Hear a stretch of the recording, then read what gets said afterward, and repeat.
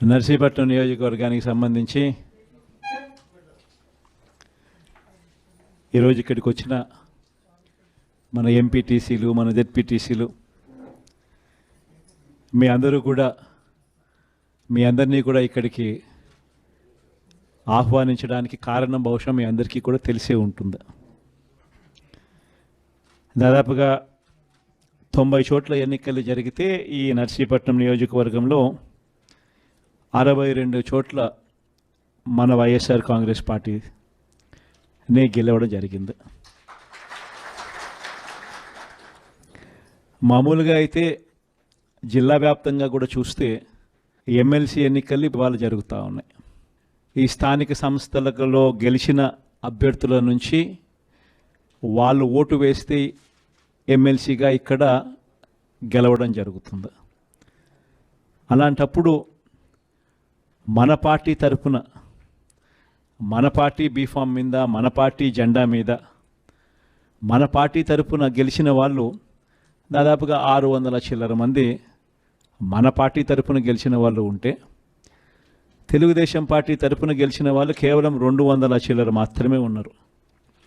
అంటే మనకు వాళ్లకు మధ్య తేడా 387 స్థానాలు మనకు వాళ్లకు మధ్య తేడా ఉంది. మరి ఇంత తేడా ఉన్నప్పుడు మామూలుగా ఎవరు పోటీ పెట్టకూడదు. ఎందుకనంటే ఈ ఎన్నికలు జరిగిందే ఆ పార్టీ గుర్తు మీద, ఆ పార్టీ సింబల్ మీద గెలిచిన వ్యక్తులు ఓటు వేసే ఎన్నిక ఈ ఎన్నిక. అలాంటప్పుడు మెజారిటీ లేనప్పుడు ఏ ఒక్కరూ కూడా పోటీ పెట్టడానికి అసలు ముందుకే రాకూడదు. ఎందుకనంటే మెజారిటీ లేనప్పుడు కూడా పోటీ పెట్టే కార్యక్రమం జరుగుతూ ఉంది అని అంటే దాని అర్థం ఏమిటి? అటువైపున వాళ్ళను కొనుగోలు చేసే కార్యక్రమంలో ముఖ్యమంత్రులుగా ఉన్న వ్యక్తులు గ్రీన్ సిగ్నల్ ఇస్తూ ఉన్నట్టు.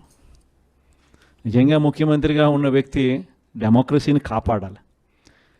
నిజంగా ముఖ్యమంత్రిగా ఉన్న వ్యక్తి ఎక్కడైనా కూడా ధర్మం, న్యాయం అనే పదాలకు అర్థం తెలిసి ఉండాలి. ముఖ్యమంత్రిగా ఉన్న వ్యక్తి అడుగులు వేసేటప్పుడు సమాజం మనల్ని చూస్తూ ఉంది, మనం ఏం చేస్తూ ఉన్నాము, మనం చేసేది న్యాయము ధర్మంగా ఉందా లేదా అన్నది ఆలోచన చేసి అడుగులు వేయాలి.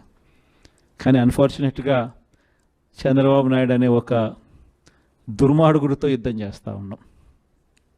ఈ మనిషికి న్యాయం లేదు, ఈ మనిషికి ధర్మం లేదు. ఈ మనిషి తన స్వార్థం కోసం ఏమైనా చెబుతాడు, తన స్వార్థం కోసం ఏమైనా చేస్తాడు. అలాంటి వ్యక్తితో మనం యుద్ధం చేస్తూ ఉన్నాం. ఈరోజు జరగబోయే ఎన్నిక కూడా ఇంచుమించు అలాంటి ఎన్నికే జరగబోతూ ఉంది. ఈరోజు ఆశ్చర్యకరమైన విషయం ఏమిటంటే, రాష్ట్రంలో కూడా ఎన్నికలు జరిగినప్పుడు కూడా ఇదే మాదిరిగానే ప్రజలను మోసం చేసే తాను ముఖ్యమంత్రి అయ్యాడు. ఇదే మాదిరిగా ఎన్నికలప్పుడు నాకు కూడా చెప్పారు, ఆయన సూపర్ 6 అంటా ఉన్నాడు, ఆయన రైతులకు 20,000 అంటా అన్నాడు, మనం కూడా 25,000 చెప్తే బాయే కదా.